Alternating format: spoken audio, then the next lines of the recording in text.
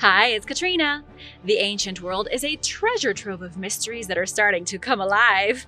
From a city lost in the sands of the Sahara for 1,000 years to a lost alien map, today is all about answering questions like what happened to the lost city of Z? Why did the Romans eat this animal's brain? And does this rock confirm that Moses parted the Red Sea? Be sure to subscribe and let's check it out. The city beneath the Sahara. Can you believe it?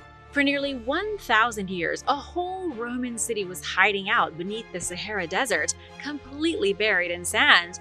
And it wasn't until a curious Scottish explorer decided to go looking for it that anyone knew it was even there.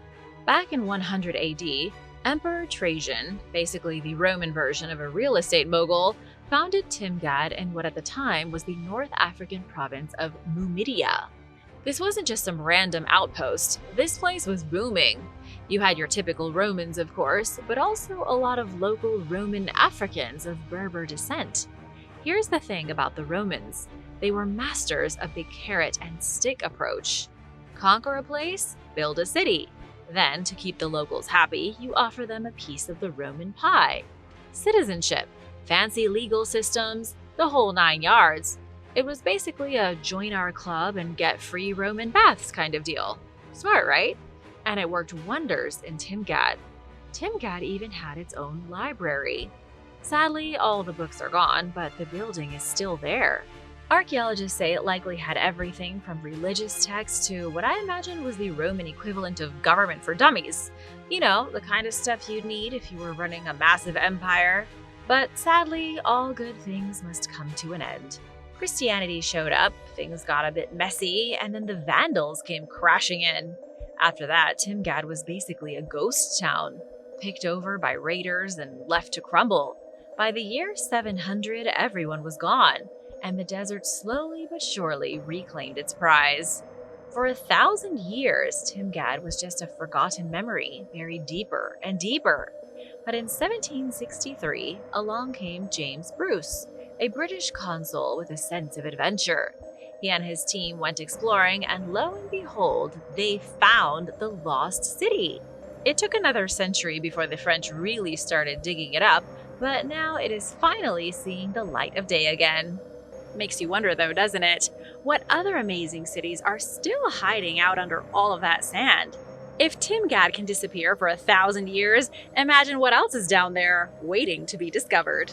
The thing the aliens forgot. You know the Roswell incident that happened in New Mexico in 1947? Spaceship, the aliens?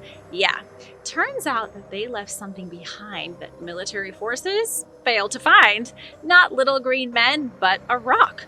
A weird magnetic rock with symbols that look like something out of a sci-fi movie. And the craziest part? Those symbols match a crop circle from England. Trust me, this story gets even weirder.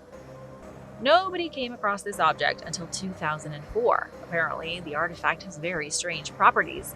But of course it does if it belonged to an alien race. Some think it's a lost alien map. I'm going to tell you everything I know about the object called the Roswell Rock. On September 4th, 2004, Robert Ridge went on a hunting trip. He happened to be passing through territory near the Roswell crash site when he found something strange sticking out from the ground. It was a rock. Or at least it looks like a rock, but it had a series of patterns and symbols on its surface that Robert had never seen before. They reminded him of the strange crescent moon shapes you often see in crop circles. The symbols on the rock looked just like this crop circle in Liddington, England. The symbols didn't just look similar, they were identical. This crop circle appeared in the English countryside on August 2nd, 1996. How did a crop circle from the 90s look the same as a symbol on a rock found in the dirt near an alien crash site from the 1940s? Either the Roswell rock is a real alien artifact, or it's a sophisticated forgery. If you had to bet the farm one way or the other, which way would you bet? The artifact was shown to ufologists Chuck Zukowski and Debbie Zeigelmeyer in 2007 at the Roswell UFO Festival. The rock was studied under a microscope, but researchers couldn't find marks from any tools. The engravings of the crop circle symbol appear to have been made by lasers. It turned out the rock also has unusual magnetic properties. It attracts the needle of a compass like a magnet. So what does the symbol mean? That's the biggest question here that needs to be answered.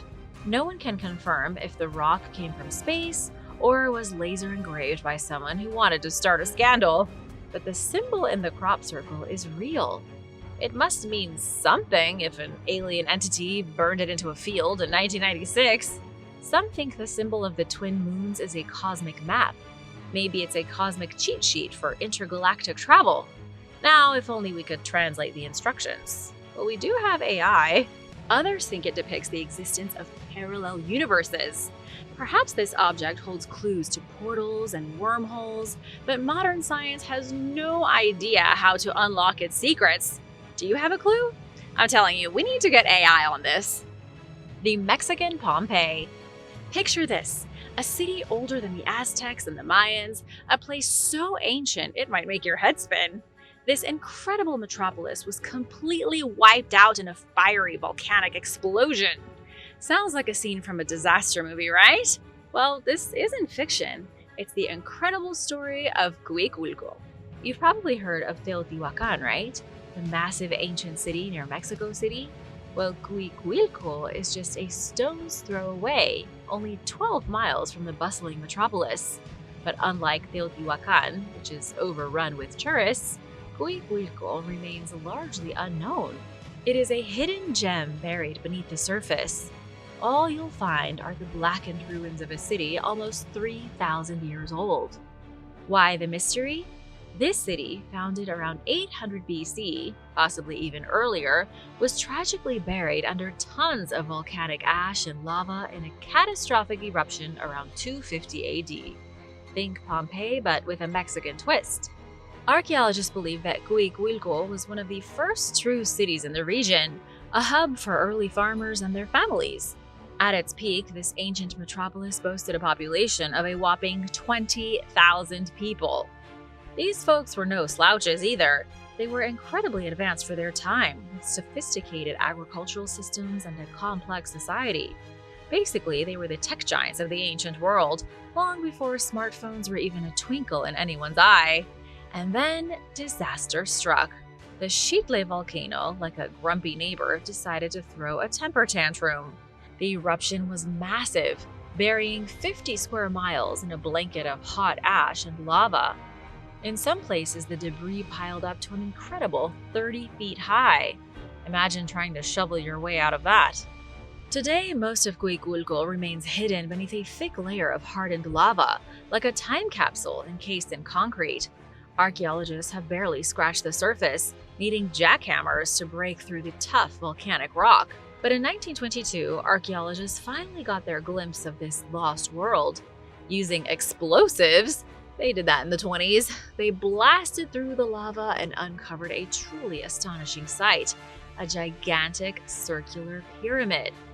Now, you've probably seen your fair share of pyramids in pictures or even real life, but this one is unique. It's not pointy like the typical pyramid. It's more like a stack of pancakes, wide and flat.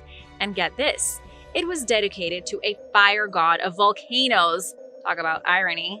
A pyramid built to honor a volcano god was ultimately destroyed by a volcano.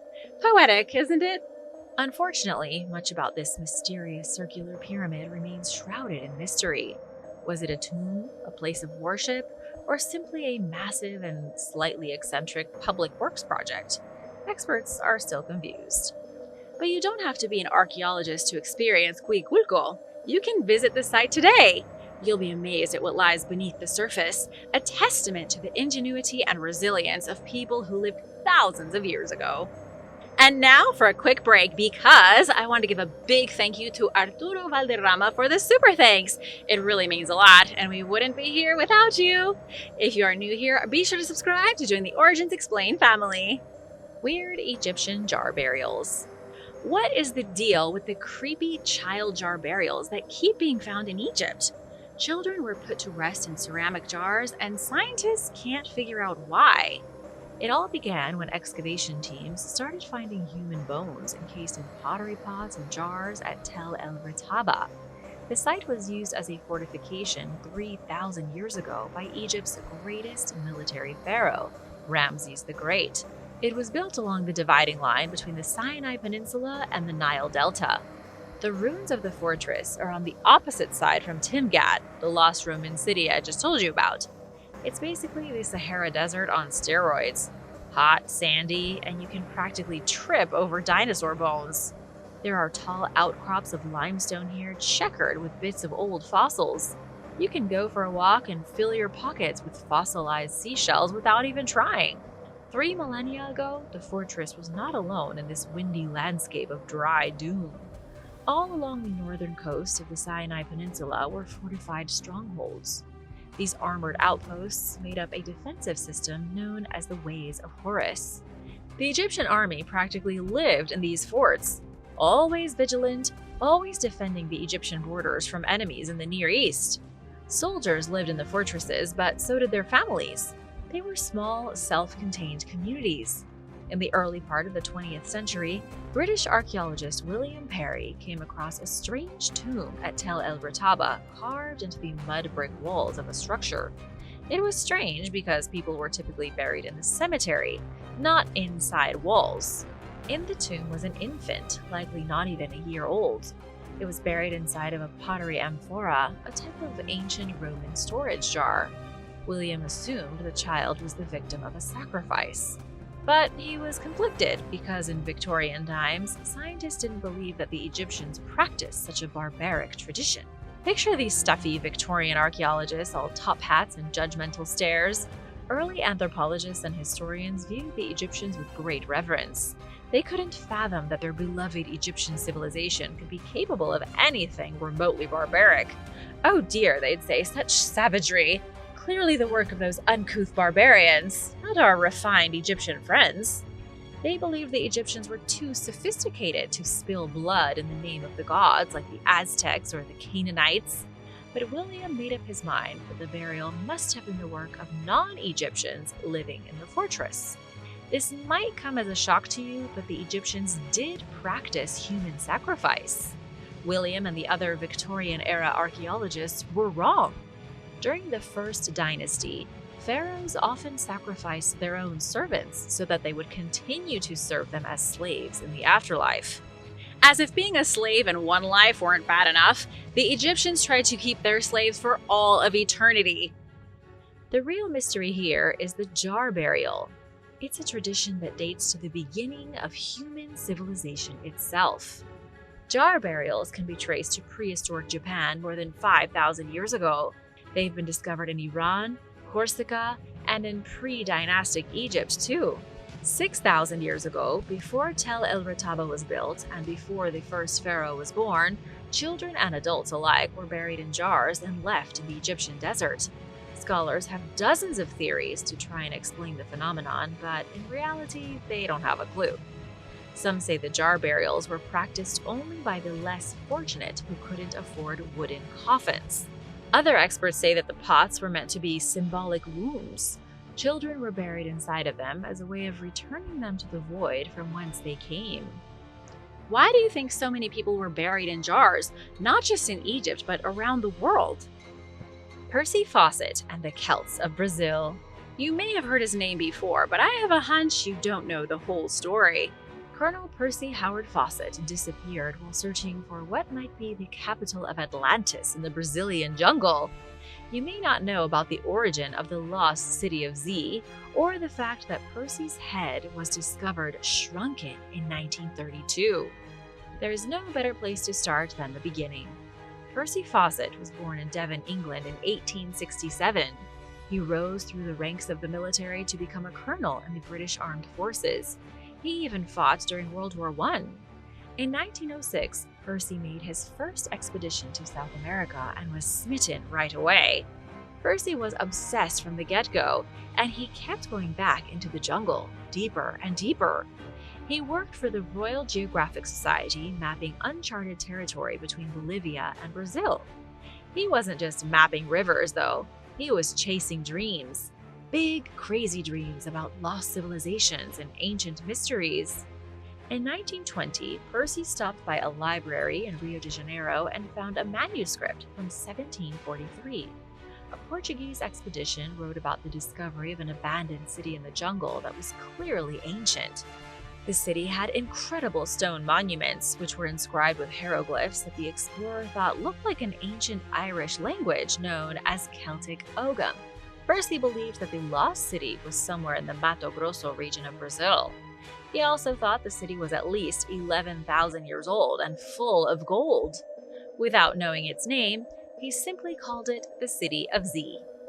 Percy even told people he had found the capital of Atlantis and that it had a connection to the Celts of ancient Europe. He believed the Celts had made it to South America at some point in the distant past. It's a theory a lot of other explorers have supported over the centuries. Here's something that almost always gets left out of the story. Percy himself saw people he thought were descendants of the Celts during his time in Brazil. He encountered jungle dwellers with pale skin and blonde hair who wouldn't look out of place on the set of Vikings. And Percy wasn't the only one to meet pale-skinned people in South America either. How much do you know about the Chachapoya culture of the Peruvian Andes? They lived in the cloud forests at the edge of the Amazon and were unlike any other culture in the region. Right before the Spanish conquered the Inca conquered the Chachapoya. Spaniard Fiesta de León wrote that among the indigenous Peruvians, the Chachapoyas were fair-skinned and tall. He wrote they had white skin, blonde hair, and looked European. But between the Inca and the Spanish, they were practically extinct by the 18th century, so records of them are spotty. There are no more of the original Chachapoya today living in Peru's cloud forests. But the point I wanted to make is that different sources spoke of fair-haired folk dwelling in the Amazon, and one of those sources was Percy Fawcett. He believed they were the descendants of Celts and were responsible for building the lost city of Z. Percy was determined to find it, but never did. He made 7 expeditions into the region and didn't find a stone or an artifact. His last journey was in the spring of 1925. Percy went into the forest with his eldest son Jack and his son's friend Riley Rimmel, and none of them were ever seen again. Here's a fun fact. Lawrence of Arabia himself, T.E. Lawrence, was supposed to join the fateful last expedition, but Percy Fawcett said he couldn't go with them. There are plenty of theories surrounding the fate of the 3 travelers. Wilderness explorer Orlando Villas Boas heard from a jungle chieftain in 1951 that Fawcett was killed for offending the locals. Murder is, as sad as it is to say, the most likely explanation. East of Dead Horse Camp in 1932, a German man reported seeing a shrunken head. The shrunken head caught his attention because it was clearly from a white man, and he thought it resembled Percy Fawcett. Do you want to know Percy's fate, or do you think this story is better if we never learn the truth of what happened? Romans gone wild. Did you know that some ancient Romans got high by eating fish brains? Ancient cultures around the world have consumed hallucinogenic substances since the dawn of time, from the temples of Egypt to the shamans of the Amazon. Did you know that ancient Israelites smoked weed in early Jewish temples? It's true, and archaeologists have proven it. Traces of burnt cannabis were found at a Jewish shrine 35 miles south of Jerusalem. History is full of surprises. I'm just using this as one example of an old culture using psychedelics and mind-altering substances, but there are a lot. The desert shrine is between 3,000 and 2,600 years old. The cannabis was likely used as part of a ritual to get closer to God. For the Romans, a little bit of ritual cannabis wasn't enough. They needed the hard stuff, so they went straight to the source. They ingested the brains of certain fish to get high. Seriously, who comes up with this stuff? It's kind of like the first guy to try an egg. I bet you didn't know that certain fish can make you see sounds and smell colors, but it's true. There are hallucinogenic fish in the Mediterranean Sea, the Pacific Ocean, and especially in the waters around Hawaii. One of the Romans' favorite fish was a bream called the dreamfish. There are 8 different families of bream and over 15 species. Most of them can do some wacky damage to your brain, but only if you eat their brain. Eating the body of the fish is perfectly fine. The dreamfish is part of the diet for some coastal people in France, Tunisia, and Israel. The issue comes when you eat the fish's trippy mind. It should go without saying, but don't try this at home. A Apparently, if you eat the head of the dreamfish, you can experience intense hallucinations and the worst nightmares of your life. I don't know why Romans subjected themselves to this because it sounds like it would have been terrible. According to a group of French researchers who published a paper about hallucinatory fish poisoning, the high from the dreamfish is brutal. It is a seriously nasty experience. First, you get sick in your guts, and then the visual and auditory hallucinations start. It takes some people who eat the brain of the fish 2 days to fully recover, and may often have no recollection of the bizarre behavior they exhibited during that time. Although it is possible they have residual nightmares for weeks after. So why did the Romans do it? Why does anyone do anything? Maybe some had a good experience and others had a bad experience. Maybe they thought the fish brains allowed them to communicate with the gods. In Polynesia, people used to eat dreamfish brains on purpose during ceremonies. The Arabs may have eaten them too. In Arabic, the fish's name means fish that makes dreams. I think they knew the fish's secret. Would you ever eat this fish's brains? I'll just stick to my tea, thank you very much. The mystery treasure of Silbury Hill. Prepare to be baffled. Deep in the heart of England lies a mystery that would make Indiana Jones himself scratch his head. This isn't some crumbling castle or a forgotten Roman ruin. It is a colossal man-made mountain. Okay, big deal. A mountain? What makes it so special? This is Silbury Hill, a prehistoric enigma that towers over the landscape. Forget Stonehenge. This behemoth of chalk and clay is the largest prehistoric mound in all of Europe. We are talking 5 acres of artificial earth, rising nearly 100 feet into the sky. To put it into perspective, that is bigger than many modern office buildings. But why? What possessed our ancestors to undertake such a monumental task? Was it a burial ground? A platform for celestial ceremonies? Perhaps a giant ant farm? Okay, maybe not that one. The truth is, nobody really knows. Imagine a time when humans were still roaming the wilderness, living off the land.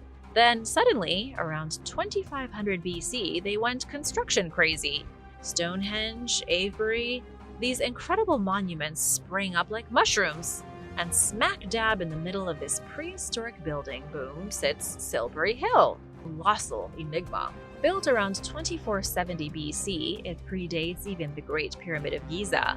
Archaeologists have puzzled over its purpose for centuries. There's a possibility that the giant mound is hiding the body of someone very important. Rumor has it Silbury Hill is the burial site of King Sil, the earliest king of Britain. He was supposedly buried with a very sizable treasure of gold. Gold? Anyone willing to volunteer for the excavation? For science, of course. Unfortunately, no bones have been found buried beneath Silbury Hill, and no treasure either. Historians don't think that King Sil was even a real person. So, what's the secret? What do you think Silbury Hill was used for? If you have any ideas on why humans suddenly started building all of these monuments in England, let me know your thoughts in the comments. Viking ships in America? You know that feeling when you're reading a good book and suddenly read something that makes your jaw drop? Get ready for a real page-turner. In 1933, a librarian in California made an impossible discovery. She stumbled across Viking boats out of place and out of time. Either a glitch in the Matrix or proof that history is not what it seems. The librarian's name was Myrtle Botts. Myrtle Botts. Now that's a name that sounds like it belongs in a classic detective novel, don't you think? She was out hiking with her husband in California's Anza Borrego Desert. It was early March, there were wildflowers in bloom, and prospectors still roamed in search of gold. Always with the gold. When Myrtle and her husband set up camp, they encountered a prospector. The man told them that he had not struck gold, but he did find a boat lodged in the face of Canebrake Canyon. They went to check it out, and the ship had all the features of a Viking watercraft. It had a serpentine figure carved into the prow. It was also completely made of wood. There were even imprints on its hull from where the Vikings would have attached their shields. But how did the Viking boat make it into the California desert? How does a boat designed for the ocean end up miles from the nearest coastline? You may already know that Vikings arrived in North America around 1,000 years ago, establishing a small settlement in Newfoundland, Canada. But that's the East Coast, and California is on the West Coast. Plus, there's the whole issue of the desert. How did the boat get from the water to the sand? The Viking ship is part of a more unsettling mystery that encompasses much more of America. In the early 20th century, other ancient ships were found in Arizona, Michigan, and Texas. It doesn't make any sense. Indeed, it's more confusing the more you try to make sense of it. There are official stories of the ships being found, but the physical evidence is lacking. It's like somebody destroyed the boats to hide the truth of what they were doing in the middle of nowhere. This rock proves that Moses was real. The Bible says that Moses struck a rock and water gushed forth. Could this actually be true? What if everything in the book of Exodus actually happened? And what if there's real physical evidence of it on the way from Egypt to Mount Sinai? The rock that Moses struck with his staff, cracking it open like an egg, is a real rock. It's been found at the foot of the mountain and is still just as the Bible described it. Exodus chapter 17 tells us that the last place the Israelites camped before reaching Mount Sinai was Rephidim. They were exhausted and thirsty from the desert, desperate for a single drink of water.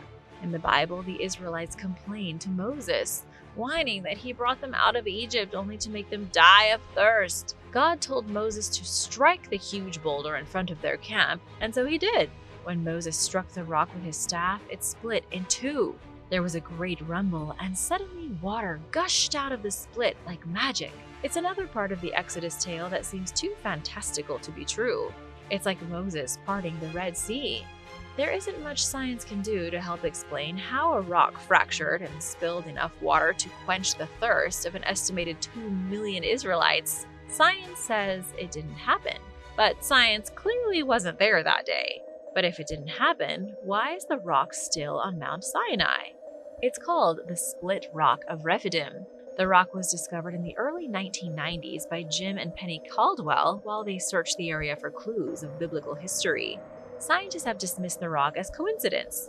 They say perhaps it fell from higher up on the mountain and split in half when it hit the ground. It just so happened to fall at the exact spot where the Bible says that Moses performed the miracle. That's a little suspicious, isn't it? It's also a little suspicious that there are clear traces of flowing water beneath the rock, as if a river had only briefly run through the area. Is this another coincidence? Or is it proof that Moses really did bring forth torrents of fresh water from an inanimate stone? Is it a snake or a rock? It's time to play my favorite game, Snake or Rock. In the jungles of Thailand, a monstrous serpent from 100,000 years ago is fossilized inside a cave. People can't decide if this thing is a real fossilized snake or an extremely strange rock. This bizarre oddity is located in Buang Can Province's Naka Cave. In Thailand, the word Naka means snake. One look inside the cave and you can see exactly where it gets its name. The rocks inside resemble a humongous coiled snake with scales and everything. Even the contours look like the contours of a snake's body. The walls of the cave are coated with gleaming minerals that make the stone snake look like it has a white underbelly. Following the coiled serpent stone body will take you back outside the cave to where its enormous head lies resting in the grass. It really does look like the head of a colossal petrified snake. There are holes for its snout and little eye slits. It seems like the snake golem might rise up at any second.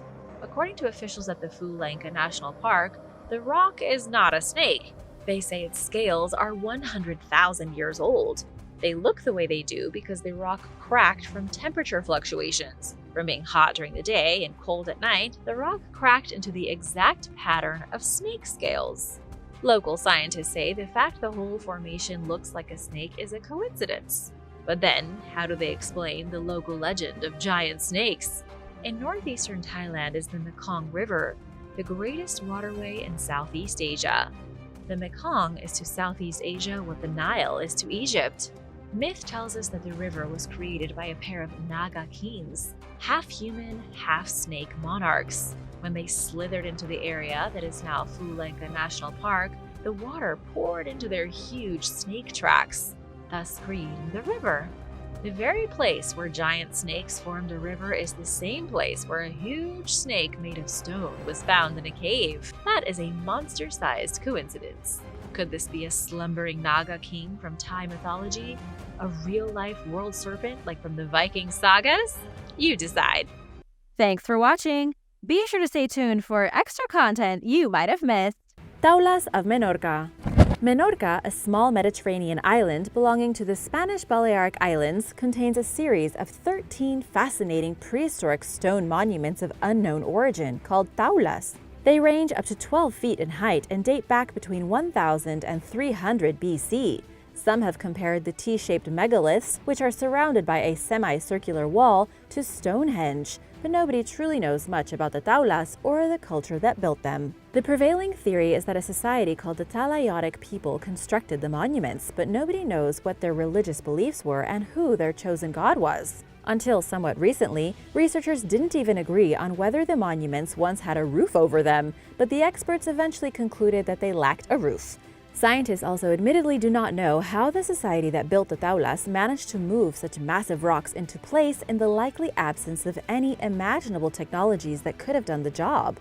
Most of the theories surrounding the structures are religious or spiritually based. Perhaps the taulas symbolize something important to their builders or were used as a temple of healing. Another theory suggests that they were aligned with lunar movement. What little evidence can be found at the site, besides the structures themselves, indicate the possible presence of a sacrificial fire pit and the possibility of the inhabitants worshipping a bull god. Paracas Candelabra.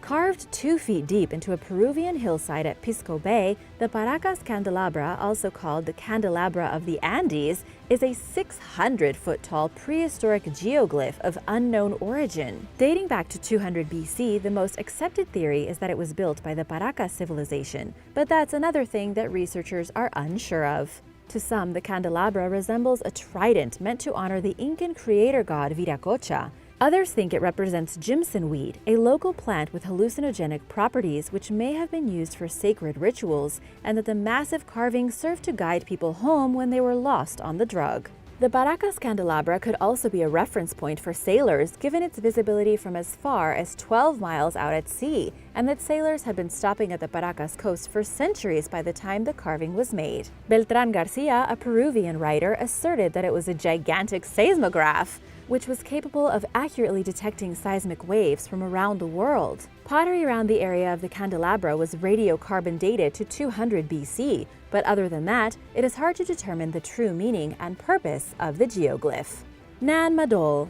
Located in the Federated States of Micronesia, Nan Madol is an ancient city built atop coral reefs on a small island called Pohnpei. Not Pompeii, but Pohnpei. It's believed to be the only city of its kind and defies experts' understanding of ancient architecture. The stones and columns that were used to build Nan Madol are so incredibly heavy, researchers admittedly don't know how it was done. While the buildings certainly constitute engineering marvels, they contain no artwork to indicate the identity of the society responsible for constructing the city.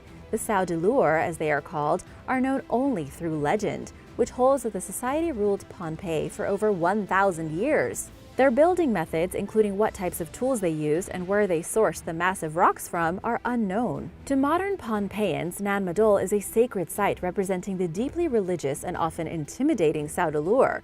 Researchers believe the city was built starting during the 8th or 9th century, and that it served as a ceremonial and political seat for Pohnpei's 25,000 residents at the time. Between 500 and 1,000 people lived at Nan Madol, mostly the nobility and ruling elite. The total weight of the rocks moved is estimated at 750,000 metric tons, and with a population of less than 30,000, the building average would have been 1,850 tons a year for over 400 years. That's even more of an effort than the pyramids were for the Egyptians. Archaeologist Rufino Mauricio says we don't know how they brought the columns here, and we don't know how they lifted them up to build the walls. Most Pohnpeians are content to believe they used magic to fly them. According to legend, twin sorcerers came from a mythical place and levitated stones with the help of a flying dragon. To researchers, the city's roots are a mystery. With a single stone weighing as much as 50 tons, they're at a loss for an explanation of how the rocks all got there and were cut and assembled.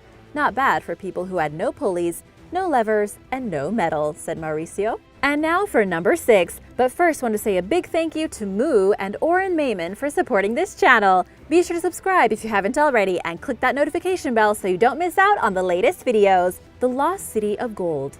Following the arrival of Europeans to the New World, tales spread of a lost city made entirely of gold called El Dorado. Given the widespread lust for gold throughout Europe at the time, colonizers searched tirelessly for this supposed gilded metropolis during the 16th and 17th centuries. The city is rumored to be located somewhere deep in South America, but nobody ever figured out exactly where it was, as El Dorado has never officially been found. Historians have long pondered the veracity of the El Dorado myth, including if the lost city even exists. To the people in South America, El Dorado did not represent a place, but instead a person, a chief in particular, whose name means the Gilded One or the Golden One from the Muisca tribe. According to their story, when El Dorado or the new chief first took power, the occasion was marked by a ceremony at a lake in which the new chieftain was covered in gold dust, and that people threw gold and precious jewels into the lake to appease an underwater deity. Eventually, a rival tribe conquered the ruler and his subjects. The Spaniards believed that there must be hidden wealth in South America's interior because so much treasure had already been discovered along the coastline. They learned that the Gilded Man ritual reportedly occurred on Lake Guatavita in modern-day Colombia. Over the centuries, several attempts were made at draining the sacred lake, which yielded hundreds of pieces of gold, but nothing as spectacular as the treasure hunters had hoped for. Whether a city of immeasurable wealth called El Dorado ever existed is highly questionable, but it's hard not to hope that this tantalizing tale is true. Ollantaytambo. Located roughly 47 miles from Cusco, Peru, is a town called Ollantaytambo, which is also the name of the archaeological site with enormous ruins from the Inca Empire.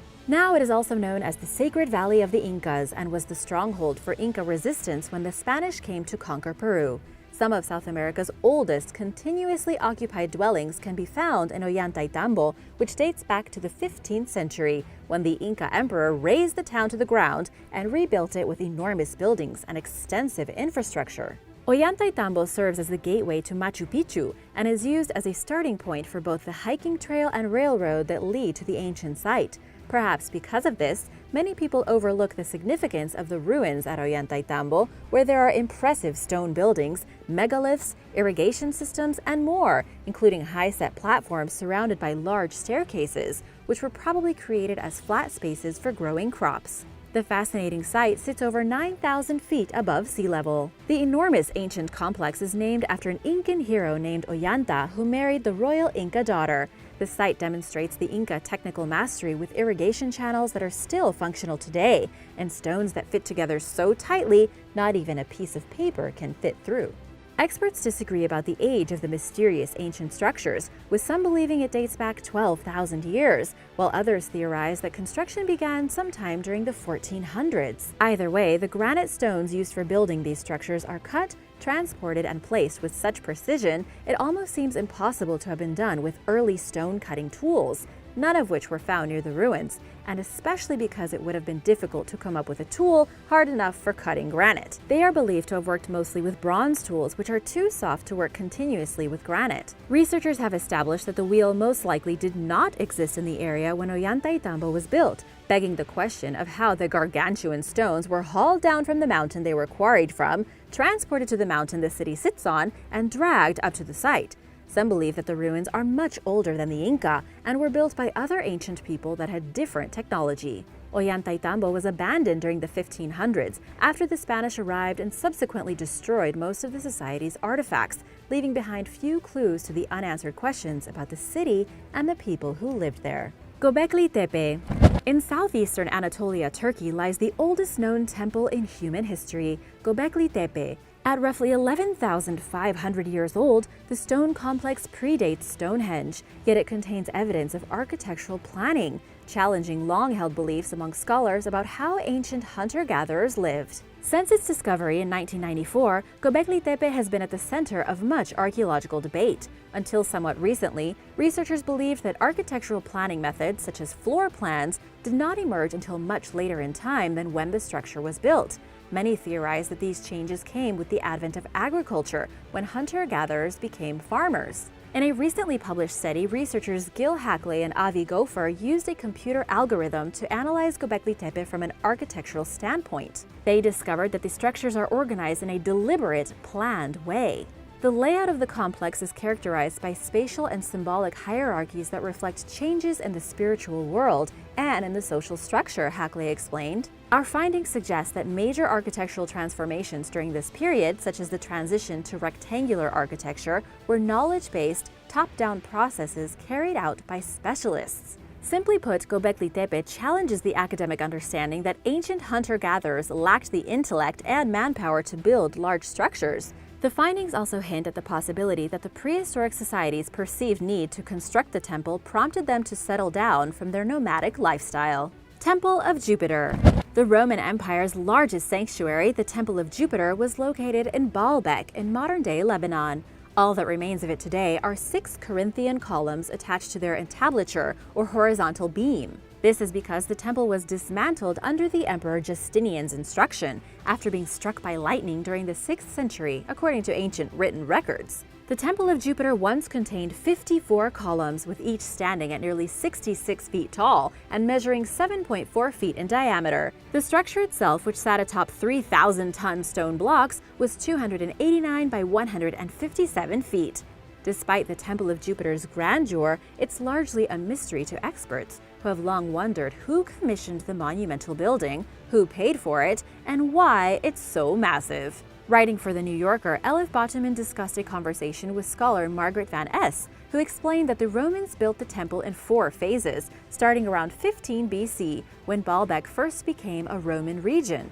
The presence of non-Roman architectural features, such as water basins and very high altars, suggests that locals used the Temple of Jupiter for their own religious reasons, in addition to its uses revolving around Roman beliefs. But researchers still struggle to untangle many of the mysteries surrounding the Temple of Jupiter, including the impractical large size of the stones that supported it. While academics continue searching for a logical explanation, conspiracy theorists have asserted that the stones may have acted as a landing pad for extraterrestrial vehicles. In other words, aliens from outer space. Chachapoyas. Dubbed the Machu Picchu of the North, Cuelap was a pre-Incan walled settlement located on a Peruvian mountaintop cliffside and built by a mysterious culture called the Chachapoyas, also known as the Cloud People or Cloud Warriors. Construction on the difficult-to-access site began during the 6th century, roughly 500 years before Machu Picchu emerged into existence. The city also sits at a much higher altitude than Machu Picchu, at roughly 9,843 feet above sea level. Today, Cuelap contains the ruins of around 420 circular stone homes and other structures, and archaeologists estimate that around 3,000 residents once inhabited Cuelap. Little else is factually known about the Chachapoyas beyond what their architecture can tell us.